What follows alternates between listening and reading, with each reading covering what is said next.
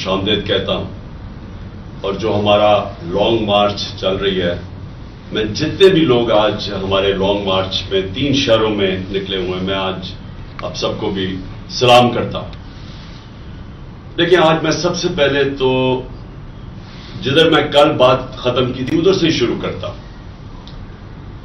आज जो रेटिंग आई है पाकिस्तान की, और ये रेटिंग बाहर से होती है, और वो रेटिंग ये होती है कि पाकिस्तान क्या अपने कर्जों की किस्तें वापस कर सकता है। इसको कहते हैं डिफॉल्ट रिस्क। तो आज जब आप सुबह जब देखें, आपको पता चलेगा कि कल 75% पाकिस्तान की डिफॉल्ट की रिस्क थी, आज वो 80% पे पहुंच गई। यानी कि बाहर के लोग, बाहर के बैंक्स, बाहर के सरमायाकार, उनको अब यह बताया जा रहा है कि जब 80% एक मुल्क की डिफॉल्ट की रिस्क का मतलब कि वो 80% चांस है कि वो अपने कर्जों की किस्तें वापस नहीं कर सकते। तो ये सारे पाकिस्तान के लिए लम्हा फिक्र है। क्योंकि इसका मतलब क्या है? सबसे पहले इसका मतलब यह है कि कोई भी बाहर के बैंक, कमर्शियल बैंक पाकिस्तान को पैसे नहीं देंगे। अब पाकिस्तान का मसला क्या है कि हमें अपने कर्जों की किस्तें देनी है डॉलर्स में। पाकिस्तान के पास डॉलर्स कम है और कम होते जा रहे हैं, क्योंकि जो बाहर से आमदनी आनी थी पाकिस्तान की एक्सपोर्ट्स के जरिए, जो हम जब छोड़ के गए थे, रिकॉर्ड एक्सपोर्ट थी 32 अरब डॉलर पे, और जो रेमिटेंसेज आती है यानी बैरून मुल्क पाकिस्तानी जो अपना पैसा भेजते हैं पाकिस्तान डॉलर्स में, वो भी रिकॉर्ड था 31 अरब डॉलर पे। तो वो दोनों एक्सपोर्ट्स भी नीचे आ रही हैं, बैरून मुल्क पाकिस्तान की रेमिटेंसेज भी नीचे आ रही हैं। तो आमदनी कम हो रही है, लेकिन जो कर्जे हैं वो बढ़ते जा रहे हैं। लेकिन हमारे पास जो कर्जों की किस्त देने के लिए अब हमें बाहर से कर्जे चाहिए, क्योंकि हमारी आमदनी है नहीं। तो अगर हमारी आमदनी नहीं है और हम बाहर से जब मांगेंगे कर्जे किस्तें वापस करने के लिए, तो बाहर के बैंक, जब उनको पता चलेगा कि 80% चांस है कि पाकिस्तान अपने कर्जे वापस नहीं कर सकता, तो बाहर के बैंक पैसे नहीं देंगे।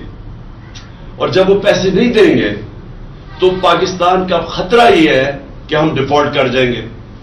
डिफॉल्ट का मतलब क्या है?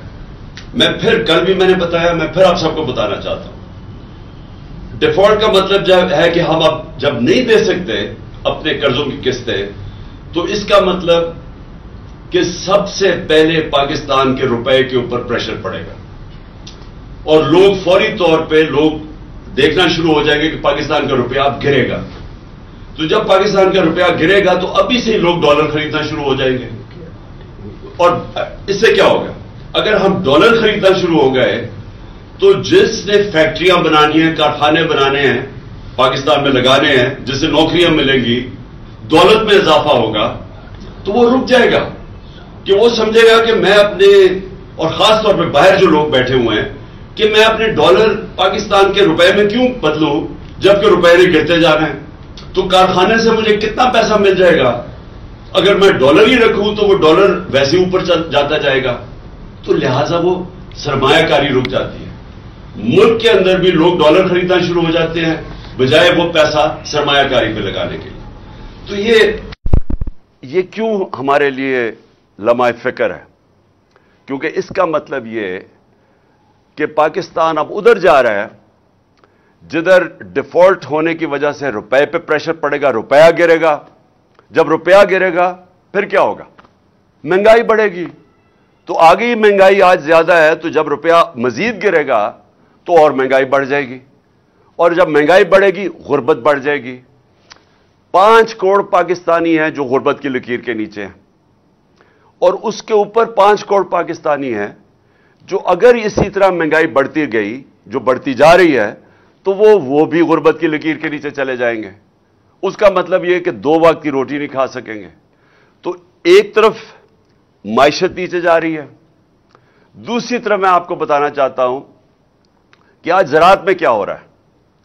जो हमारी आबादी है, देहात की आबादी, और तकरीबन ہماری ایک تقریباً آدھی آبادی بالکل زراعت کے اوپر گزارا کرتی ہے.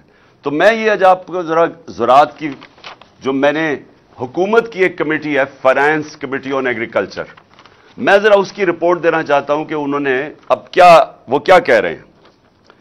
وہ کہہ رہے ہیں کہ اس سال جو کپاس ہے وہ 25% کم ہوگی. 25% کپاس ہماری کم ہوگی. مکئی 3% کم ہوگی. گنا 8% کم ہوگا. جو پھر ہمارے لیے ایک آگے فکر کی چیز ہے وہ یہ کہ چاول 40% کم ہوں گے، یا اگلے سال چاول 40% کم ہوں گے. مرچیں 54% کم ہوں گی. اور یہ ہے ہماری اپنی گورنمنٹ کی فائنانس کمیٹی آن ایگریکلچر. اب یہ کیوں ہوا ہے؟ یہ کیوں کم ہو رہی ہیں؟ یہ اس لیے کم ہو رہی ہیں کہ اب ذرا آپ کو میں قیمتیں بتاؤں کہ ٹریکٹر کی پچھلے 5 مہینے میں جو ٹریکٹر کی سیل ہے وہ 45% کم ہو گئی ہے. اور پھر جو ڈی اے پی ہے، ڈیپ ہے، جو کہ کھاد ہے ایک، وہ 75% کم ہو گئی ہے. یوریا کھاد 8% کم ہو گئی ہے. پوٹاش کھاد 85% کم ہو گئی ہے. ڈیزل جو لوگ کسان خرچ کرتا تھا 22% کم ہو گیا. یہ کیوں ہوا ہے؟ ان کی قیمتیں بڑھ گئی ہیں. کیونکہ جو کسان استعمال کرتا ہے جو چیزیں جس کی وجہ سے پیداوار بڑھتی ہے، یوریا، ڈیزل، کھادیں، ان ساروں کی قیمتیں بڑھ گئی ہیں.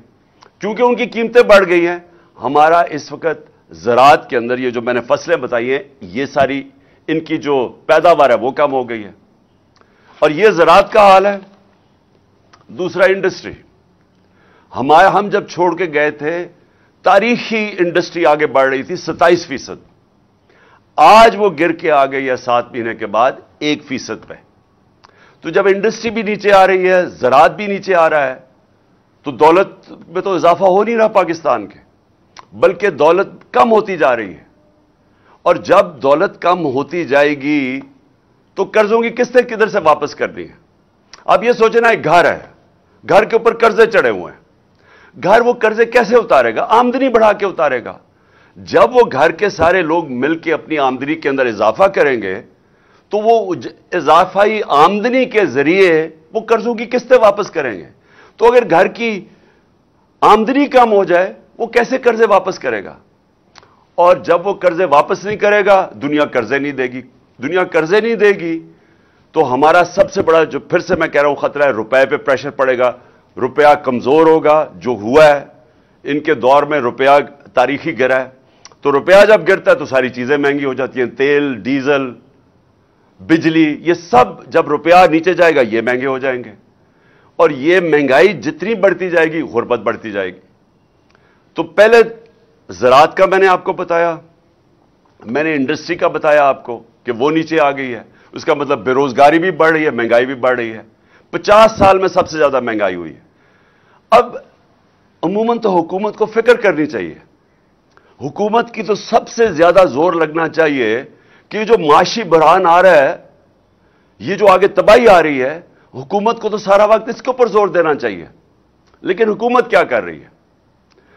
حکومت سب سے پہلے یہ کوشش کر رہی ہے کہ ان کی جو کرپشن کے کیس ہے وہ ختم کیسے ہوں.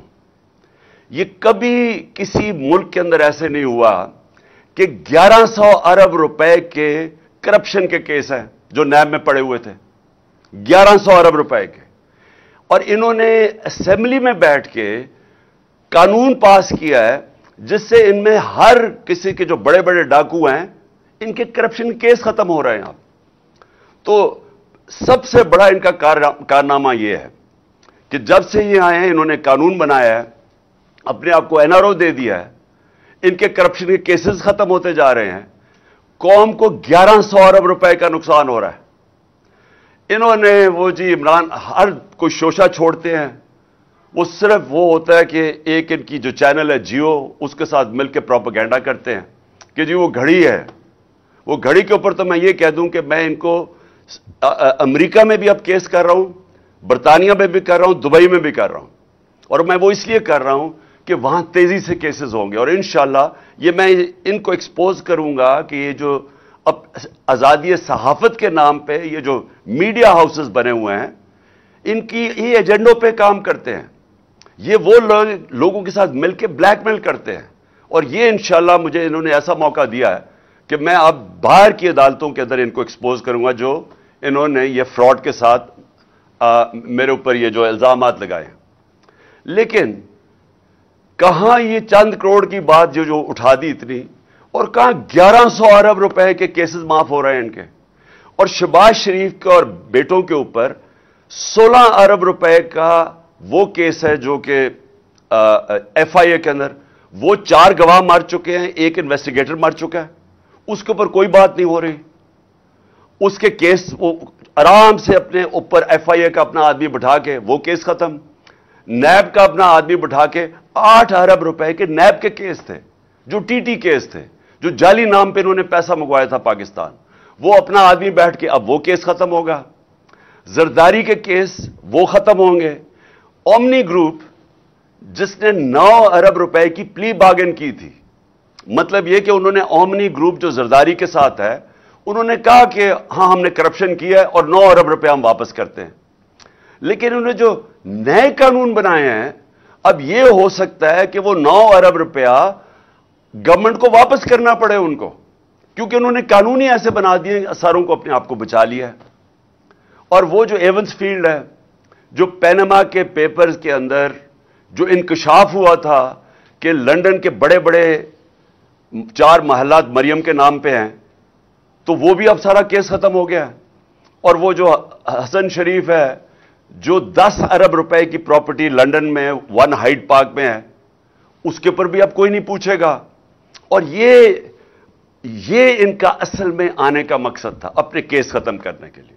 اور دوسری چیز کہ یہ پھر بلون چھوڑتے ہیں کہ جی دیکھیں اس کے توشہ خانہ ہو گیا اور فورن فنڈنگ ہو گئی, اور میڈیا ان کے ساتھ مل کے اس کو اٹھاتا ہے. ان کا میڈیا کبھی یہ بات نہیں کرے گا, یہ جو میں کہہ رہا ہوں کہ اس ملک کی تاریخ کا سب سے بڑا ڈاکہ پڑ رہا ہے, 1100 ارب روپے کے اپنے کیس معاف کروا رہے ہیں, اور اسی لیے یہ آئے تھے. ملک کا دیوالیہ نکال دیا ہے. 5% تھی پاکستان کی ڈیفالٹ کی رسک, یعنی جب ہم تھے مارچ کے اندر یہ جو نو کانفیڈنس سے پہلے, تو پاکستان اپنے قرضوں پہ کتنا ڈیفالٹ کرتا ہے, وہ 5% تھی, آج 80% ہے. ان کے آنے سے 80%. اب جب چانس آ گئی تو میں نے آپ کو بتا دیا ہے کہ یہ دنیا کے اندر پیغام چلا گیا ہے کہ پاکستان کا اب دیوالیہ نکلنے لگا ہے. میں نے ایک سمیع ابراہیم کے ساتھ پروگرام کیا تھا 6 مہینے پہلے, میں نے پیشن گوئی کی تھی. میں نے سمیع ابراہیم کے پروگرام میں پیشن گوئی کی تھی کہ ان سے معیشت نہیں سنبھالی جائے گی, یہ معیشت نیچے جائے گی, ہم اپنے قرضوں کی قسطیں نہیں ادا کر سکیں گے, کیونکہ یہ پہلے ہی دیوالیہ نکالا ہوا پاکستان 2018 میں پہلے یہ چھوڑ کے گئے تھے.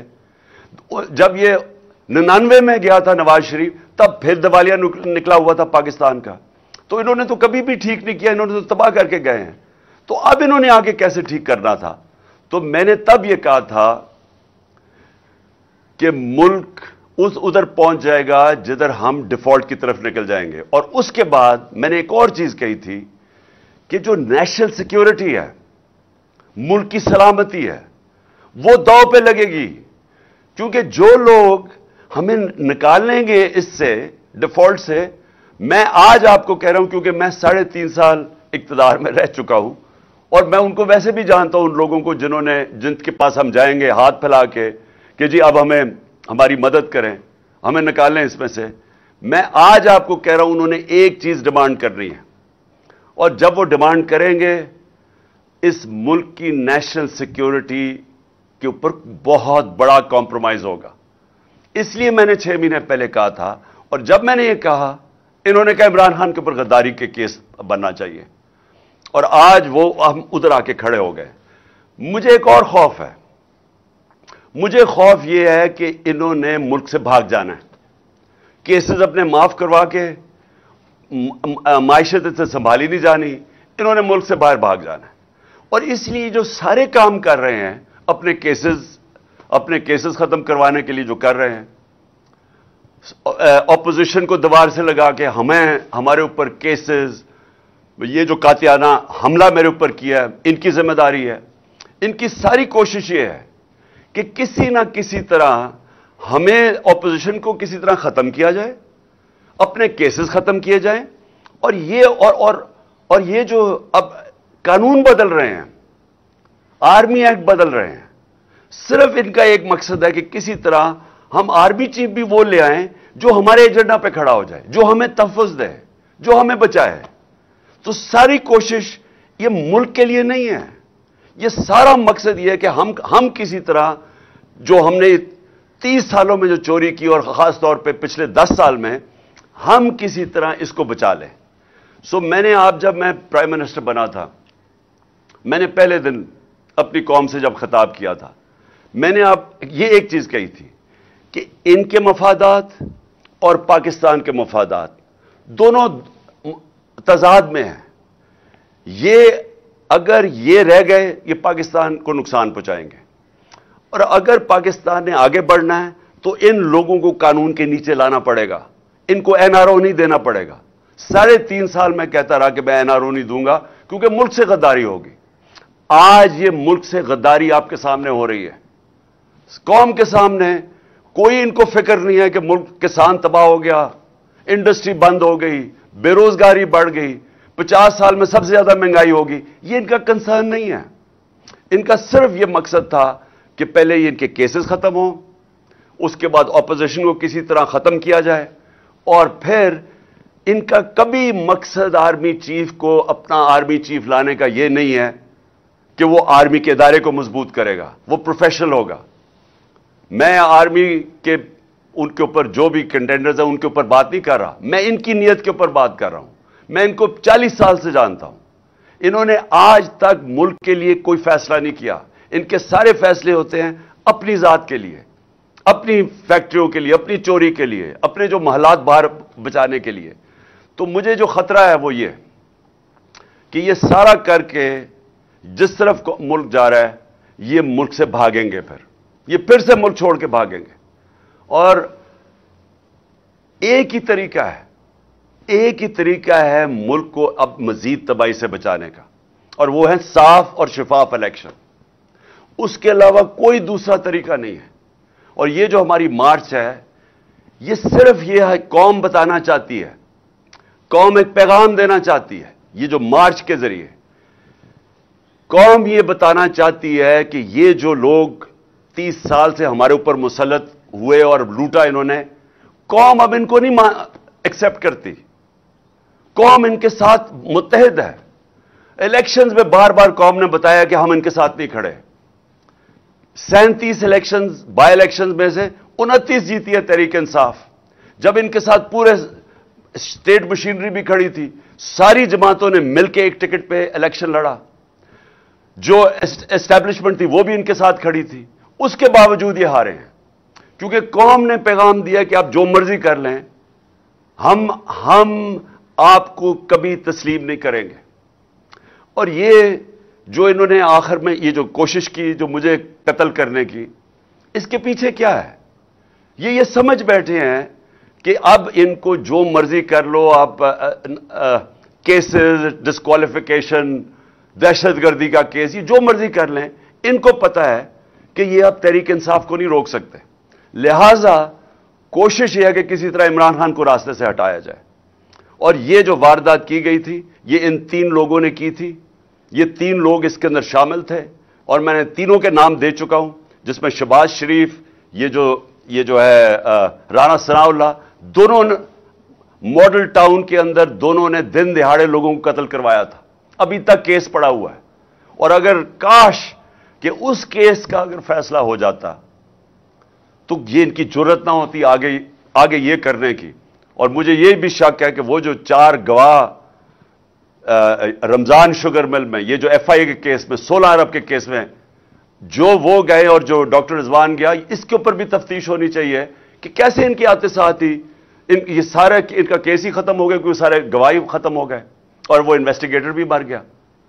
تو ان کی ہسٹری ہے. انہوں نے یہ جو میرے اوپر واردات کی یہ ہسٹری ہے. اور یہ جو فیصل تھا یہ بالکل ان کے ساتھ ملا ہوا تھا. اور میں انشاءاللہ یہ چیف جسٹس سے ڈیمانڈ کرتا ہوں کہ جب بھی آپ انویسٹیگیٹ کریں گے, کیونکہ انویسٹیگیشن تو اب صرف چیف جسٹس کے نیچے ہو سکتی ہے, یہ ثابت ہوگا کہ یہ تینوں نے مل کے یہ پلان کیا تھا میرے اوپر, اور صرف اس لیے کہ کسی طرح یہ عمران خان راستے میں کھڑا ہے, این آر او یہ نہیں دیتا, یہ ہماری کرپشن کے اوپر پیچھے نہیں ہٹے گا, تو اس لیے اس کو راستے سے ہٹایا جائے. تو قوم کو آج میں یہ کہنا چاہتا ہوں کہ یہ ہے فیصلہ کل مرحلہ اس قوم کا. یہ جو ہماری مارچ ہے, یہ جو وقت ہے پاکستان میں, انگریزی میں اس کو ڈیفائننگ مومنٹ کہتے ہیں. ہماری تاریخ کے اندر یہ وہ وقت آ گیا کہ ہم اپنے ملک کا راستہ بدل سکتے ہیں. اگر قوم جب کھڑی ہو جاتی ہے, جب قوم فیصلہ کر لیتی ہے کہ ہم نا انصافی نہیں برداشت کریں گے, ہم ظلم نہیں برداشت کریں گے, وہ قوم اپنے آپ کو آزاد کر دیتی ہے. اور اللہ نے اس کو جہاد کہا ہوا ہے کہ ظلم اور نا انصافی کے اوپر اس کا حکم ہے ہمیں کہ آپ کھڑے ہوں اس کے خلاف. اس ظلم, ظالم اور ظلم خوف کے بت کے سامنے نہ جھکو, کھڑا ہو اس کے سامنے, اور تب اللہ قوموں کو آزاد کرتا ہے. کبھی بھی وہ قوم جو نا انصافی کو برداشت کر لیتی ہے اور اس طرح کے چوروں کو اپنے اوپر برداشت کر سکتی ہے, کبھی اس قوم کو کوئی مستقبل نہیں ہوتا. وہ مقروض ہی رہتی ہے, وہ ہمیشہ غریب ہی رہتی ہے. وہ قوم, اس کا کبھی پرواز اوپر نہیں جاتی. اور ہمارا ملک تو بڑا ایک عظیم خواب کا نام تھا. ہمارا وہ خواب تھا جو ہم نے ایک مثالی اسلامی فلاحی ریاست بنانی تھی مدینہ کے طرز کے اوپر, اور ہم نے وہ اصولوں پہ کھڑا کرنا تھا جس کا سب سے بڑا اصول عدل اور انصاف تھا. اور ہم اسی اصول سے بہت دور چلے گئے ہیں, اور اسی وجہ سے آج ہمارا ملک ترقی نہیں کر سکا. تو اس لیے یہ جو مارچ ہے حقیقی آزادی کی مارچ, یہ دراصل ہم اپنے آپ کو انصاف کے ذریعے آزاد کرنا چاہتے ہیں. یہ جو طاقتور ہے, جو قانون کے اوپر چلا جاتا ہے, وہ سمجھتا ہے کہ اس کے نیچے قانون ہی نہیں ہے.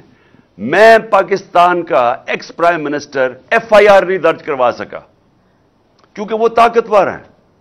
تو اگر ملک کا ایکس پرائم منسٹر, سب سے بڑی پارٹی کا سربراہ, قاتلانہ حملہ اس کے اوپر ہوتا ہے, اگر وہ ایف آئی آر نہیں درج کروا سکتا, تو اس ساری عوام سے میں پوچھتا ہوں آپ کے ہاتھ میں کیا ہے؟